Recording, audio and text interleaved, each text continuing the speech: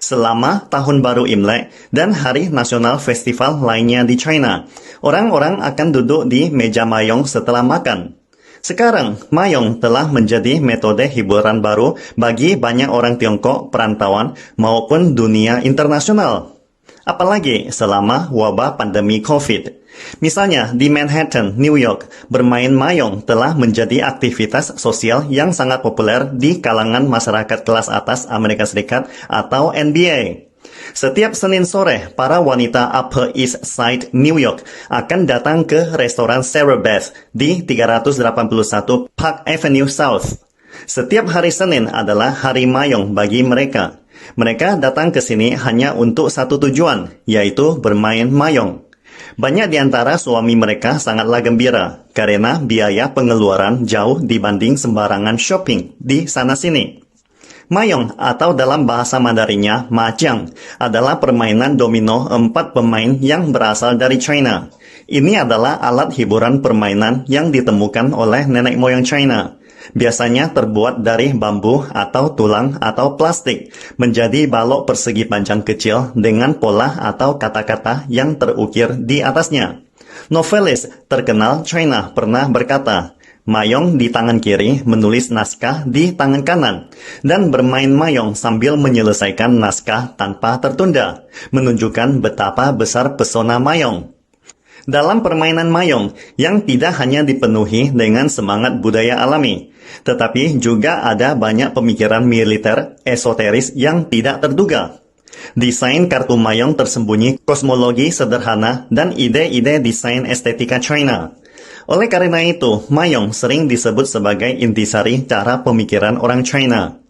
Masyarakat awam China suka menyebutnya bermain 8 putaran atau meja renang. Mayong tidak hanya menunjukkan kecerdasan orang China, tetapi juga karakteristik peradaban 5.000 tahun budaya yang unik.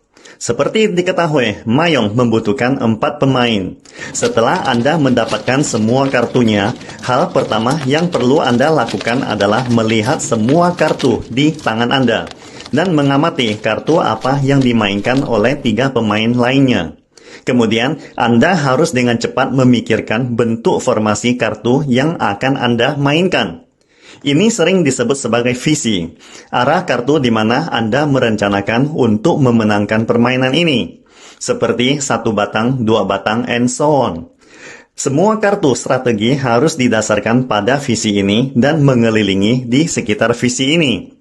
Selain visi, Anda harus terus-menerus mengamati kartu apa yang dimainkan oleh 3 lawan Anda. Memperhatikan kartu apa yang mereka keluarkan. Lalu simpulkan kartu apa yang belum dimainkan mereka dalam otak Anda. Dan berapa banyak peluang potensial Anda untuk bisa menang. Menangkap peluang, mengikuti tren, dan mengikuti arus tren dalam permainan mayong membutuhkan pengetahuan mendalam. Seperti halnya persaingan yang semakin sengit hari ini antara superpower China dan Amerika Serikat. Proses mengamati 3 lawan Anda disebut analisis lingkungan eksternal dalam manajemen strategis. Hasil analisis lingkungan eksternal adalah harapan untuk menemukan peluang dan ancaman. Pakar strategi menggunakan 2 huruf O dan T untuk melambangkan opportunity and threat dalam analisis SWOT. Artinya, belajar bermain mayong memungkinkan Anda menjadi pakar strategi perusahaan atau negara dengan analisis SWOT. Dalam beberapa tahun terakhir, banyak orang asing juga mulai tren bermain mayong. Misalnya, Jepang bahkan menciptakan permainan rami Jepang yang unik atas dasar mayong. Karena perbedaan bahasa dan budaya, sehingga bermain mayong bagi orang asing sebenarnya adalah suatu proses belajar.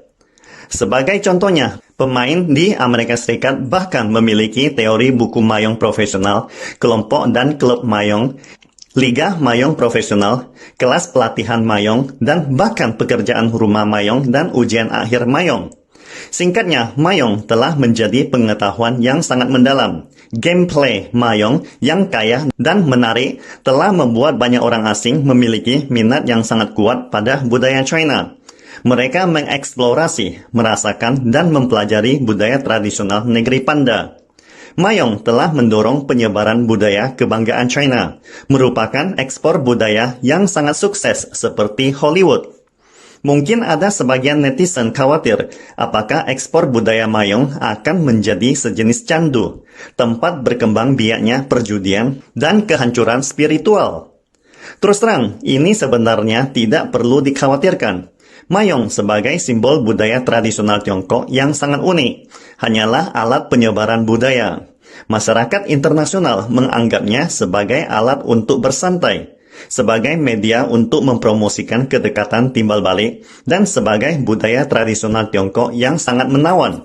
Misalnya, Julia Roberts, seorang aktris Hollywood terkenal, mengatakan dalam sebuah acara talk show Amerika bahwa dia akan bermain mayong dengan sekelompok teman ketika dia sedang stres atau di waktu luangnya. Hari ini, masyarakat internasional bahkan menyelenggarakan kejuaraan mayong Eropa atau Open Mayong Championship, tetapi tidak memberikan penghargaan hadiah uang atau sejenisnya. Pertandingan mayong semacam ini tidak peduli tentang menang atau kalah, tetapi lebih pada pertukaran persahabatan antara orang-orang dari berbagai negara.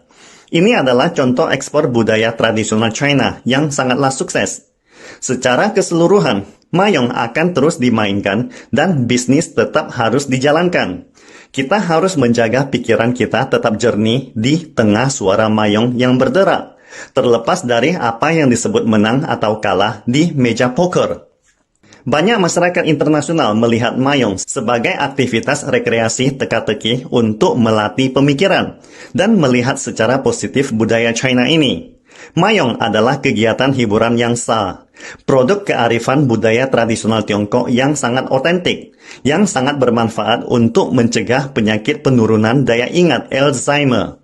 Ekspor budaya mayong membuktikan pepatah tua dan prestasi China sebagai perekonomian kedua terbesar di dunia saat ini, yaitu harus dapat bermain sesuai budaya, harus ada budaya bermain, harus mengaji akademik bermain, menguasai teknologi bermain, dan mengembangkan seni bermain. Kita sangat berharap sahabat mayong dunia sebagai satu keluarga. Semoga dalam proses anak muda Indonesia bermain mayong dapat meningkatkan kecerdasan bangsa dan memperdalam persahabatan Indonesia-China di masa depan.